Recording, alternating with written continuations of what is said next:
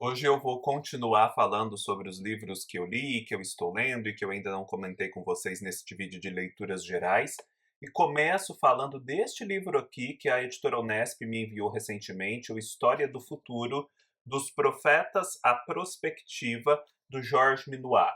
O Georges Minoir já é bem famoso, os livros dele têm vendido bastante. Aqui em casa, também enviados pela editora Unesp, eu tenho História do Inferno, eu tenho este As Origens do Mal, tenho também este mais recente, uma biografia do Carlos Magno, sempre livros bem alentados, mas existem vários outros que eu não tenho e que já foram publicados pela editora Unesp, sempre nessa linha aí de história das mentalidades religiosas, história da Idade Média, do cristianismo, das suas inter-relações, enfim, temas muito interessantes. E quando eu descobri que havia este livro aqui, um pouco mais antigo dele, acho que de 2015 aqui no Brasil, eu fiquei encantado, porque o Georges Minoir aqui vai se propor a estudar a relação do ser humano desde os primórdios com as profecias, com a previsão do futuro, com o planejamento e a perspectiva de futuro.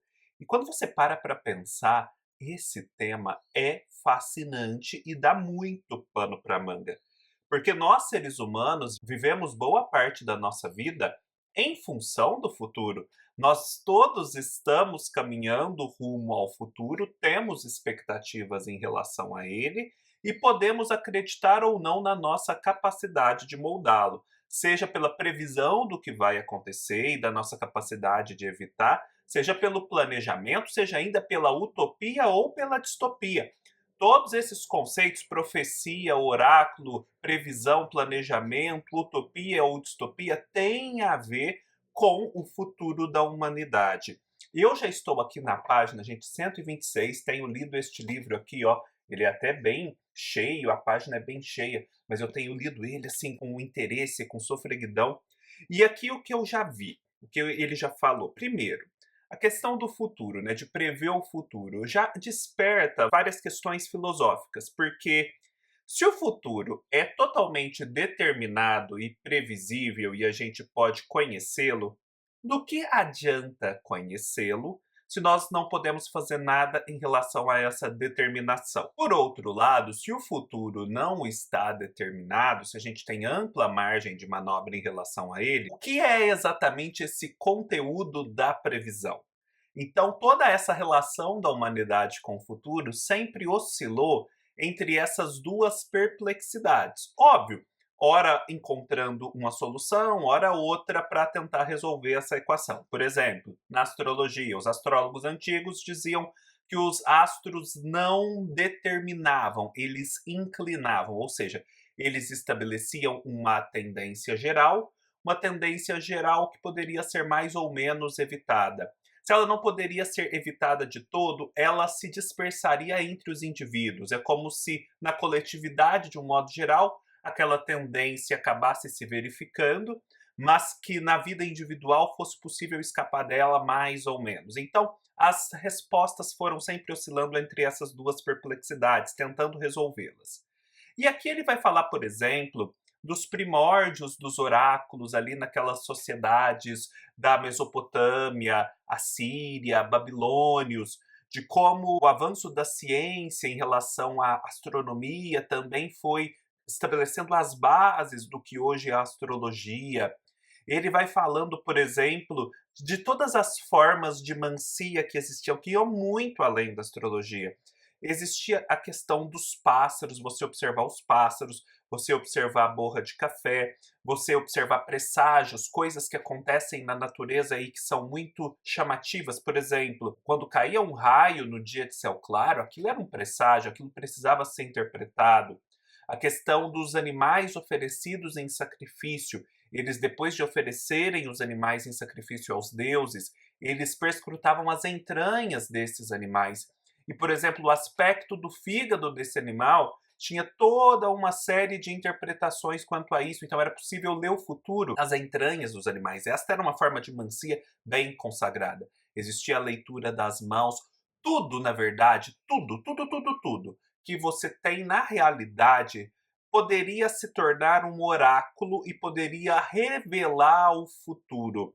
Existia sempre uma noção, né, do que o que está em cima está embaixo, então o plano dos deuses ele se manifesta no plano dos homens, por isso é possível perscrutar essa vontade dos deuses que não se revela diretamente através dos sinais deixados na criação, que é o mundo.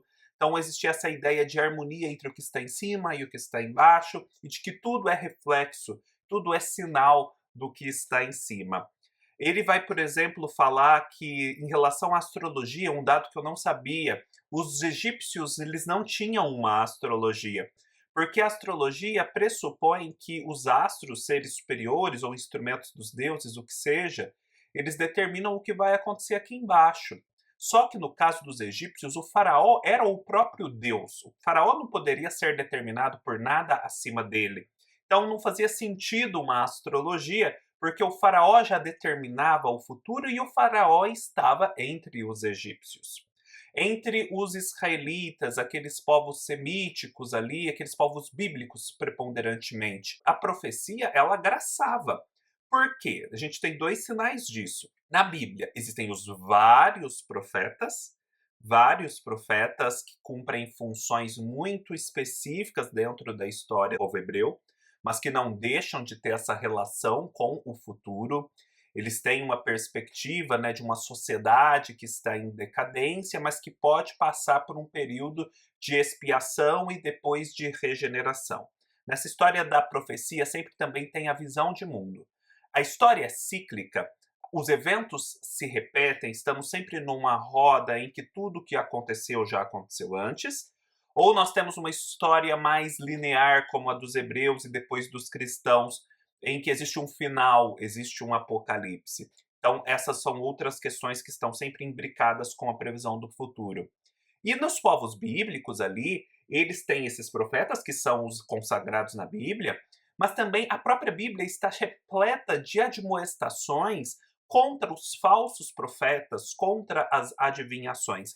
E elas são tantas, o Jorge Minuá destaca aqui, que você só pode concluir que elas são tantas porque o povo estava o tempo todo recorrendo a esse artifício de descoberta do futuro. Daí a necessidade de admoestar contra o tempo todo. Ele depois passa para a análise, e é uma análise demorada, da relação dos gregos com a adivinhação. E aí, gente, é impressionante o quanto os gregos eram o povo mais bem informado a respeito do futuro. Essas são palavras do Jorge Minuá. Porque assim, tudo para eles era mancia, eles conseguiam utilizar tudo como oráculo, e eles são o povo que desenvolve e consagram a astrologia. Eles tinham aqueles vários oráculos em que as pessoas eram inspiradas pelos deuses, né? Entravam no estado estático, como se diz, e proferiam desígnios, oráculos sempre muito misteriosos que precisavam ser interpretados pelos sacerdotes.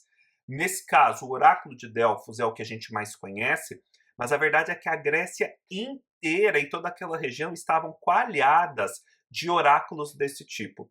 E o próprio oráculo de Delfos, ele funciona, eu acho que por quase 1000 anos. Ele vai ser fechado ali já na era cristã, indo para a Idade Média, no ano 400, algo assim.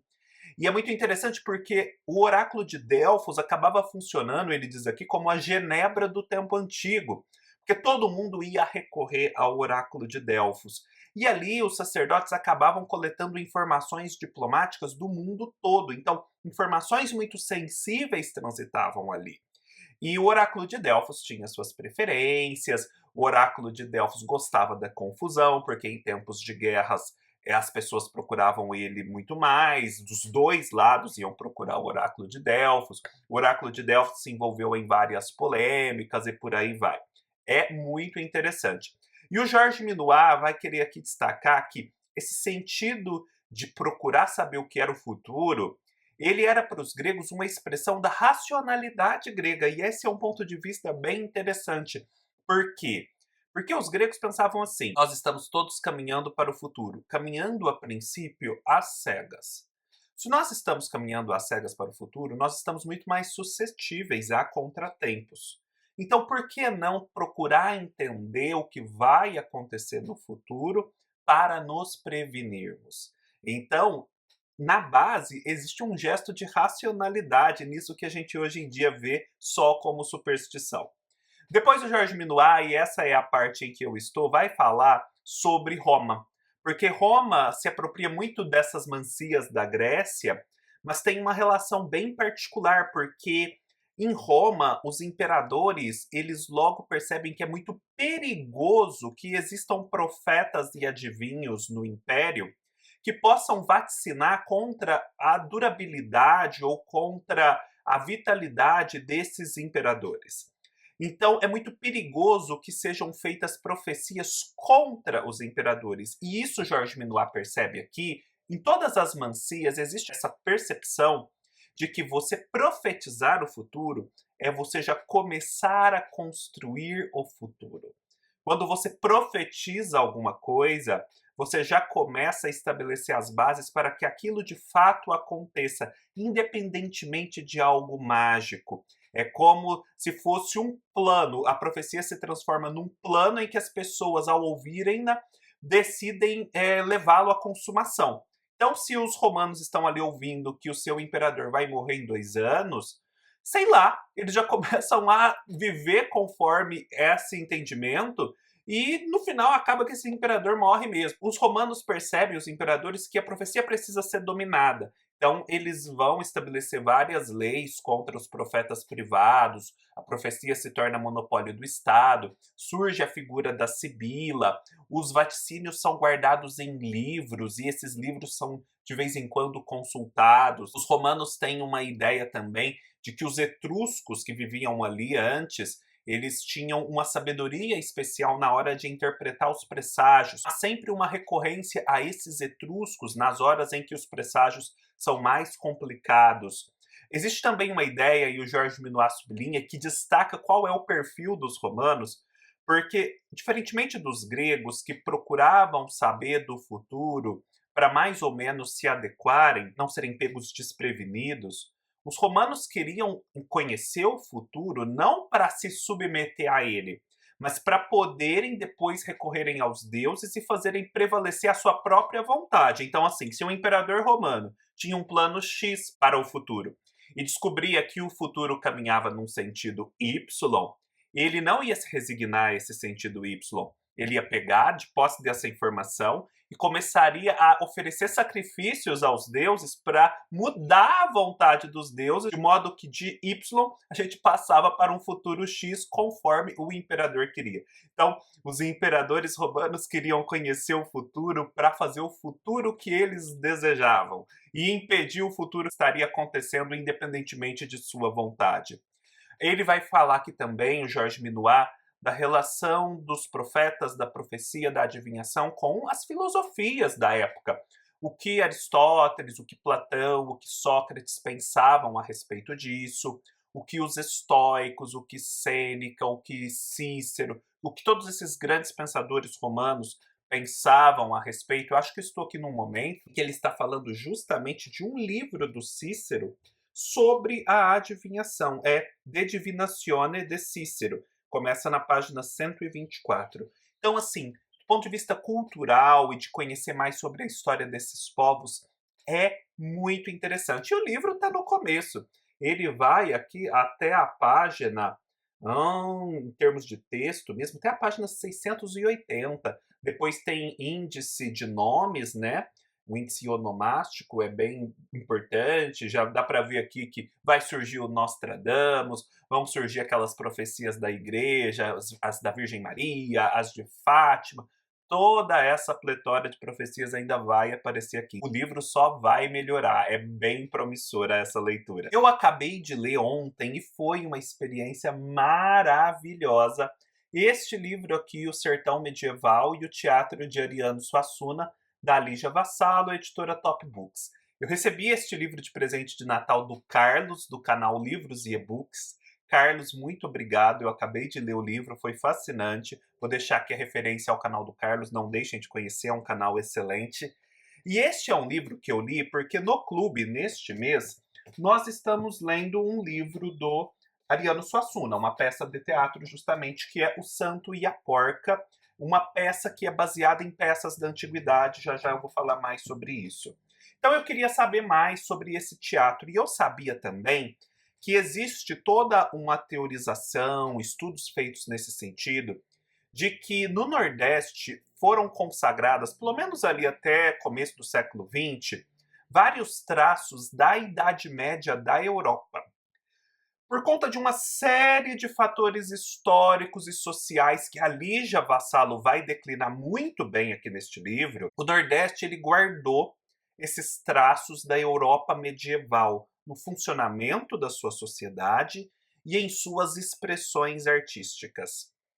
E a Europa, que é a Europa da época do descobrimento, né, dessa passagem da Idade Média para a Idade Moderna, que o Nordeste meio que fixa na sua configuração cultural, é uma Europa que foi descrita por aquele teórico russo, o Mikhail Bakhtin, no livro em que ele vai tratar do processo de carnavalização. Sabe aquela ideia de que no carnaval os valores estabelecidos são subvertidos, em que o rei se torna plebe, em que o plebeu se torna rei e por aí vai? Todas aquelas inversões do carnaval, aquela suspensão da ordem estabelecida? Pois é, isso está dentro desse estudo do Bakhtin a respeito da carnavalização. Mas a coisa vai muito mais longe do que isso e é muito mais profunda do que isso.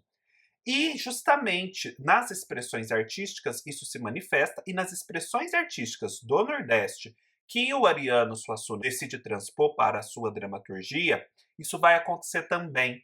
Então é muito natural falar numa presença da Idade Média na obra do Ariano Suassuna, por várias vertentes formais, de temas, de tipos consagrados, de linguagem e por aí vai. Então, a Lígia Vassalo aqui, ela vai debulhar isso. Ela vai tecer longas explicações a respeito do que seja essa carnavalização do Bakhtin, de como era a cultura europeia ali na época dos descobrimentos. Ela vai ter um capítulo em que vai falar extensamente sobre a história do Nordeste, a configuração cultural do Nordeste, no que ela diferia do restante do país, porque as condições históricas proporcionaram essa persistência da Idade Média no solo nordestino. Ela vai analisar obra a obra das principais obras dramatúrgicas do Ariano Suassuna e procurar entender o que elas têm desses traços, desses temas, de toda essa estrutura medievalizante. O próprio Ariano Suassuna, ele faz várias declarações a respeito das suas fontes. Então, assim, ele tem dentro do projeto armorial essa intenção de trazer para o plano erudito a linguagem popular, as formas de expressão populares. E nisso, a obra do Ariano Suassuna é marcadamente intertextual. Então ela também vai explicar extensamente o que é esse conceito da intertextualidade e as várias formas como isso acontece na obra do Ariano Suassuna. Porque nada, quase nada na obra do Ariano Suassuna é assim completamente original que saiu da cabeça dele. Não, é declaradamente uma conjunção, uma composição de várias obras de expressões artísticas diferentes que ele vai juntando, aquilatando e formando um todo. Então, todo esse processo de confecção, livro a livro, ela vai descrever aqui. E é muito rico. É muito rico o livro nesses panoramas gerais que dá desses conceitos mais amplos e também no estudo que faz de cada obra em particular, inclusive de O Santo e a Porca. Apesar de já ter lido este livro aqui inteiro, eu certamente vou recorrer aos trechos específicos de O Santo e a Porca depois que eu tiver lido a própria peça.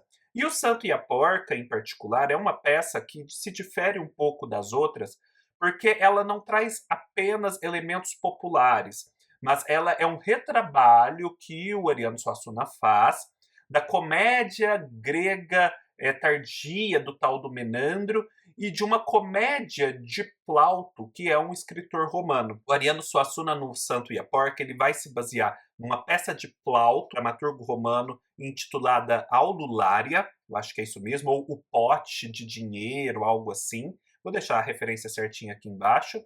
E essa peça, por sua vez, vai ser retomada pelo Molière, um dramaturgo francês, na peça O Avarento.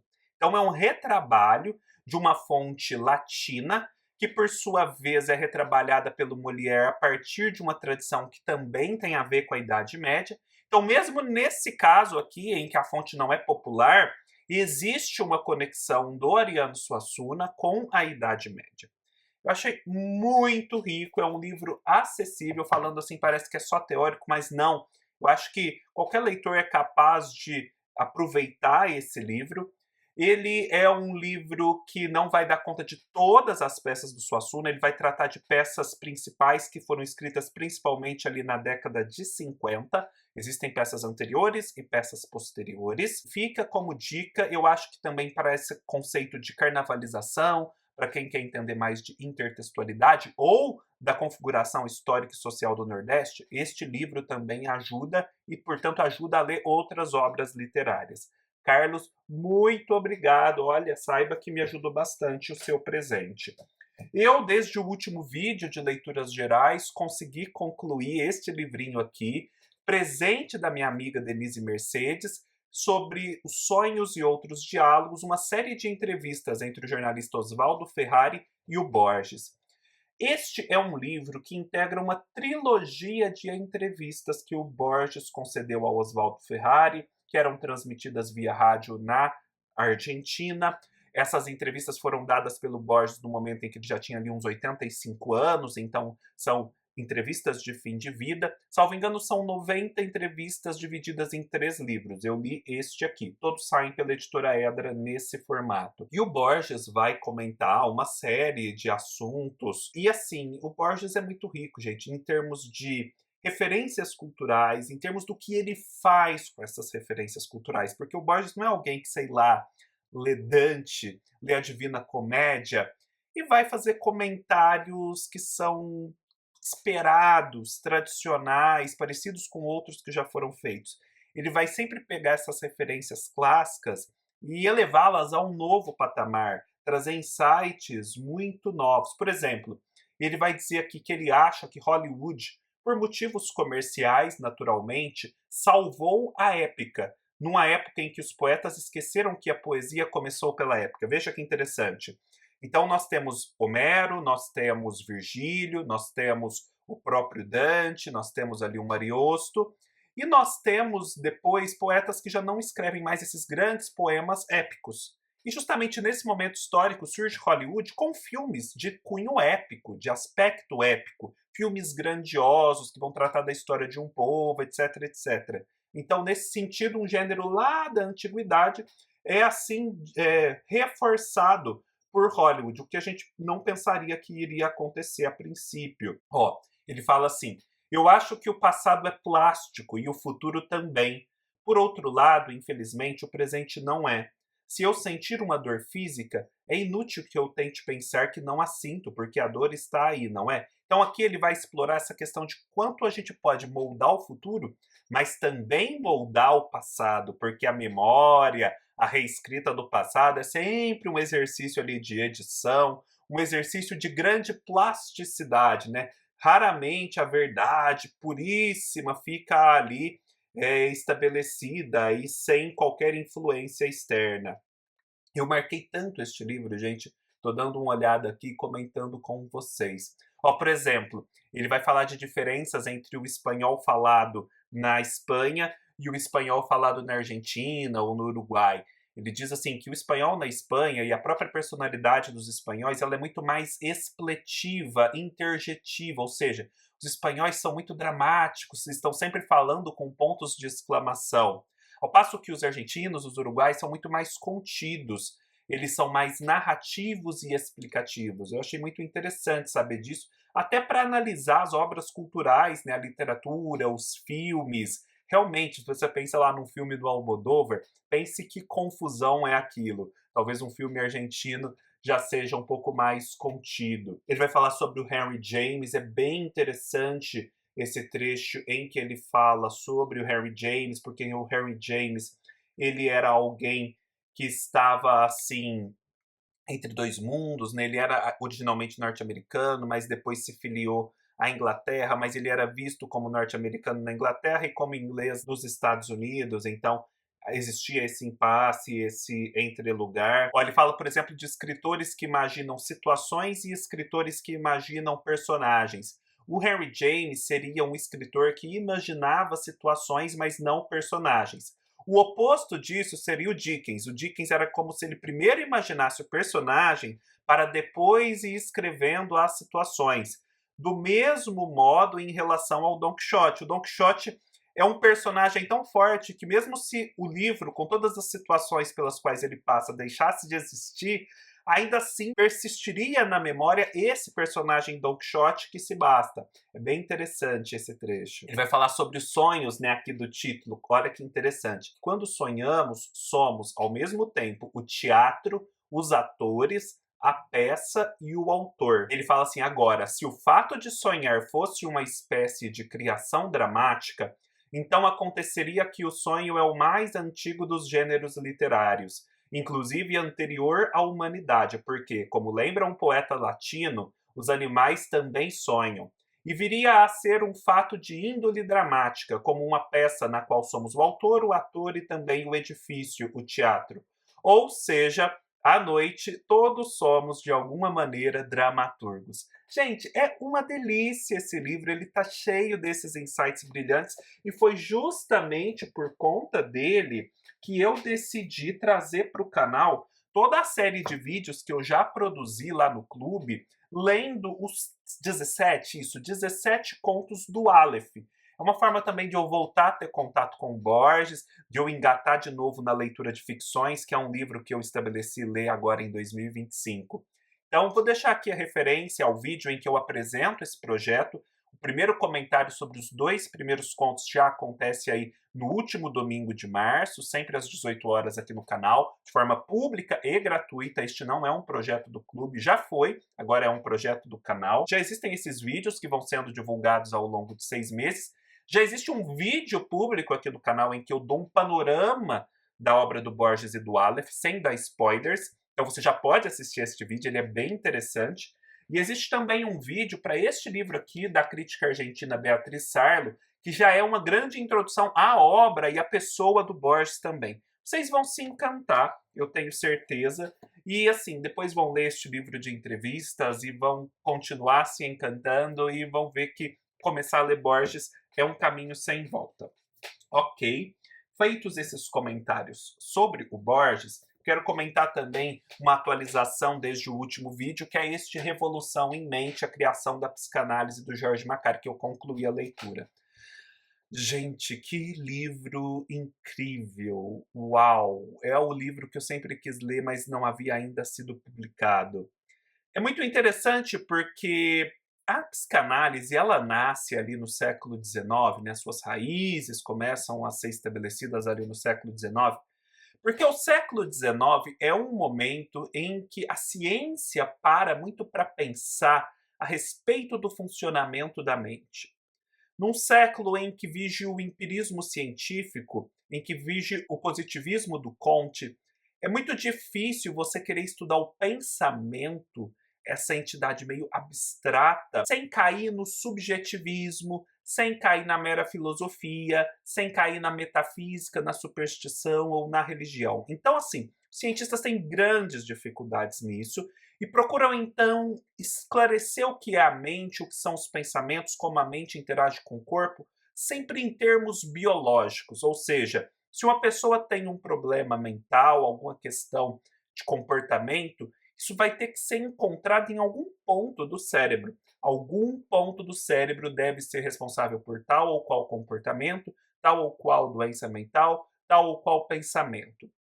Mas a verdade é que, conforme as pesquisas vão sendo feitas, vê-se que não é exatamente assim. É o período em que surgem os experimentos com a hipnose.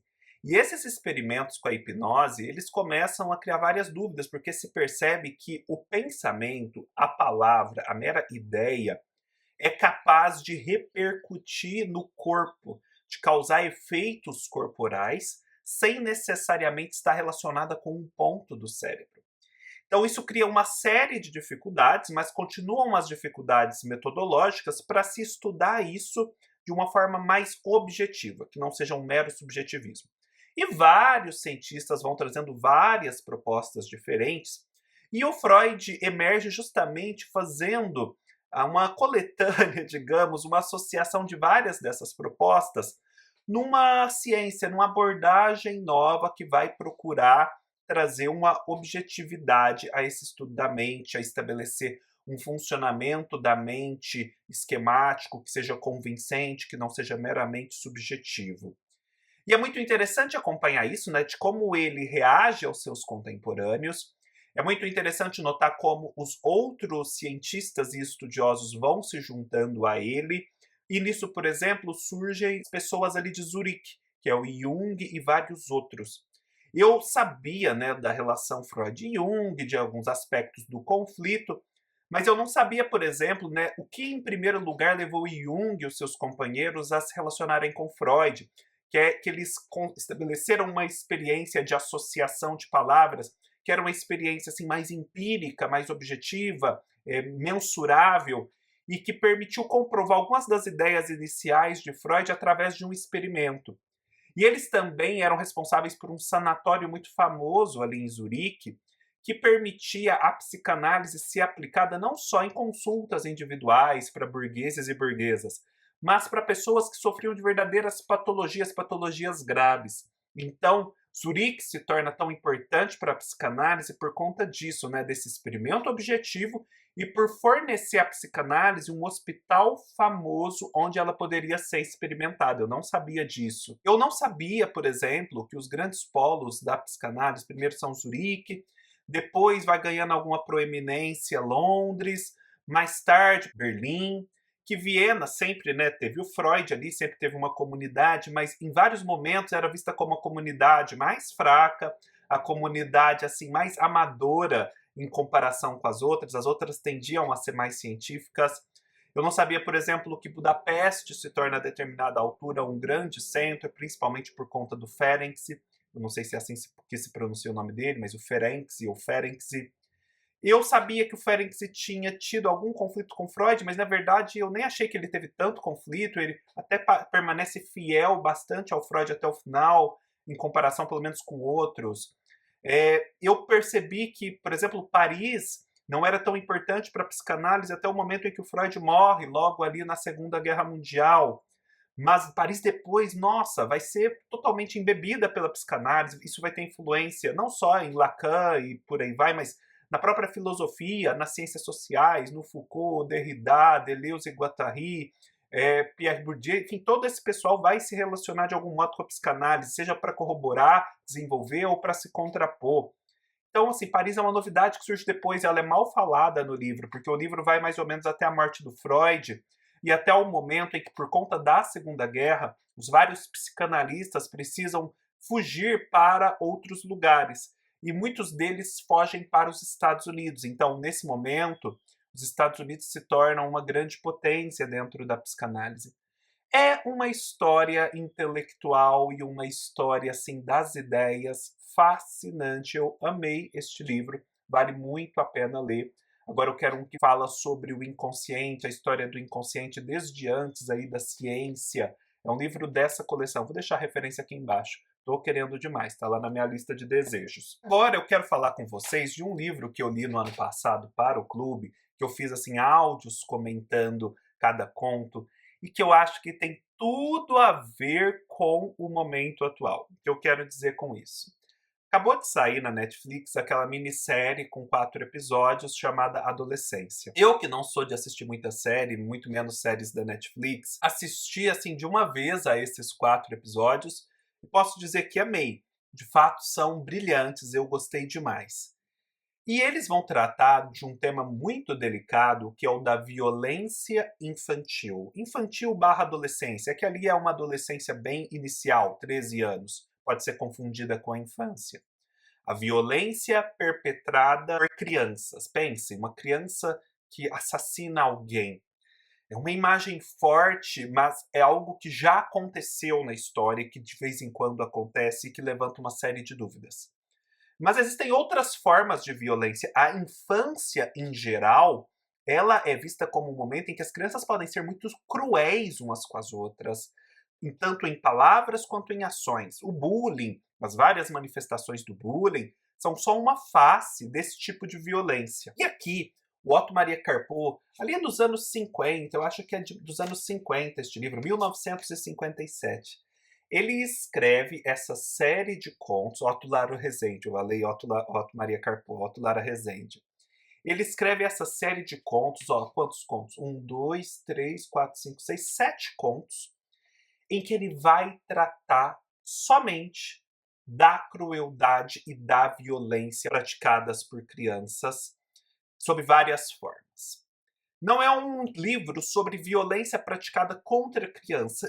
Em um momento ou outro, a gente até tem isso aqui. Então, a violência da criança surge como resposta a essa violência de base. Mas, no geral, e nos pontos em que mais choca o livro, ele vai tratar da violência praticada por esses seres que a sociedade tendem a associar principalmente com a pureza. E são contos assim muito desconcertantes. O Otto Lara Rezende, que era amigo de todo mundo, era jornalista, enfim, uma pessoa super bem posicionada na cultura brasileira, lhe custou muito este livro. Ele ficou muito traumatizado com a recepção, as pessoas reagiram assim visceralmente a esse tema, dizendo que ele tinha sido inapropriado, sabe, uma espécie de sádico, por que ele ficou escrevendo sobre isso?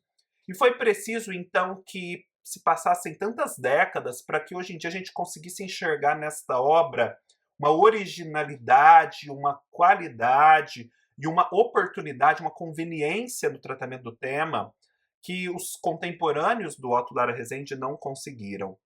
São contos que vão se passar em ambientes, a princípio, muito tranquilos. O Otto Lara Rezende era mineiro, ele tinha um conhecimento ali de Minas Gerais rural, ou daquelas pequenas cidades que são quase rurais.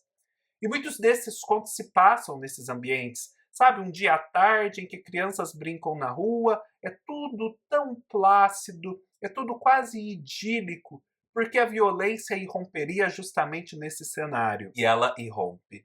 Então, nesse ambiente quase mineiro, quase bucólico, atos de violência surgem perpetrados pelos que não suspeitaríamos que os cometeriam. São justamente as crianças. Vale muito a pena ler. Quem está no clube tem acesso ainda aos áudios. Se tiver dificuldades para encontrar esses áudios, me procure, eu explico certinho onde eles estão.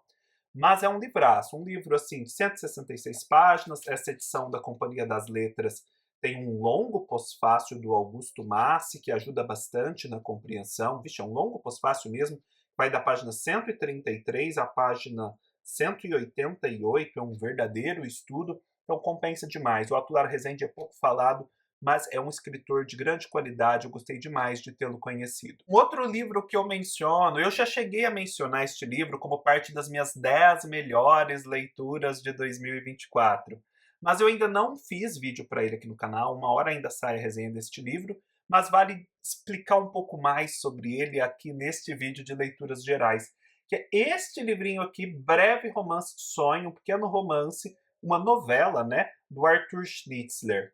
Gente, o Arthur Schnitzler foi um grande escritor austríaco ali, acho que da virada, né, do século XIX para o XX. Ele foi um contemporâneo de Freud. Ele não chegou a ter contato direto com Freud, mas ele se correspondeu com ele. O Freud via nele uma grande sensibilidade para as análises psicanalíticas, apesar dele não ser um psicanalista. É como se ele tivesse uma tendência a olhar as coisas como o próprio Freud olhava. E nesse sentido, o Freud acreditava que ele era quase um duplo dele mesmo, e por isso até tinha um pouco de receio de encontrá-lo, tamanhas eram as semelhanças. E este é um livro que mais tarde, ali no final do século XX, o finalzinho mesmo, vai dar fundamentação, vai ser o mote do último grande filme do Stanley Kubrick, que é De Olhos Bem Fechados, protagonizado pela Nicole Kidman e pelo Tom Cruise. Eu fiz uma leitura comparada deste livro com o filme e fiquei fascinado, porque aqui a gente tem um casal em que o homem é um médico, a mulher uma mulher mais tradicional ali da época, que fica em casa, cuida da filha, mais afeita ao ambiente doméstico. E esse médico ele tem grandes responsabilidades profissionais, ele passa muito tempo fora de casa, ele é alguém que tem um distanciamento. E essa mulher, em determinado momento, ela vai expressar um pouco dos seus desejos sexuais, muito associados a sonhos que ela teve. E ali esse marido, ele vai ter uma reação, ele vai ficar surpreso diante dessa confissão. E num dia à noite, ele começa uma longa peregrinação ali pelas ruas austríacas, passando a princípio de paciente em paciente, depois de contexto complicado em contexto complicado, até chegar a um ápice de experiências relacionadas à sexualidade, mas a uma sexualidade que não se consuma. Existe um desejo, mas esse desejo não chega às vias de fato. E ele vai passando por situações reais que vão se tornando cada vez mais misteriosas. E é muito interessante porque nessas situações reais existe muito de simbólico que mostra quais são os desejos dele, e existe muito de sonho. Apesar do que ele vive ser real, é como se ele estivesse vivendo objetivamente o que é próprio do sonho. Porque no sonho, esses desejos se manifestam, mas se manifestam sob máscaras, sob disfarces e expressões muito inusitadas. É o que acontece com ele na realidade. Tanto é assim que quando acaba essa noite e ele volta para o dia e tenta revisitar todos os lugares em que ele esteve antes, durante a noite, é como se esses elementos começassem a escapar das suas mãos.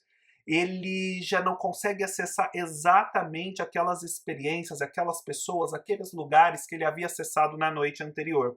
O que é próprio do sonho. Quando acordamos, os elementos do sonho vão escorrendo das mãos e é muito pouco que a gente consegue reter para contar.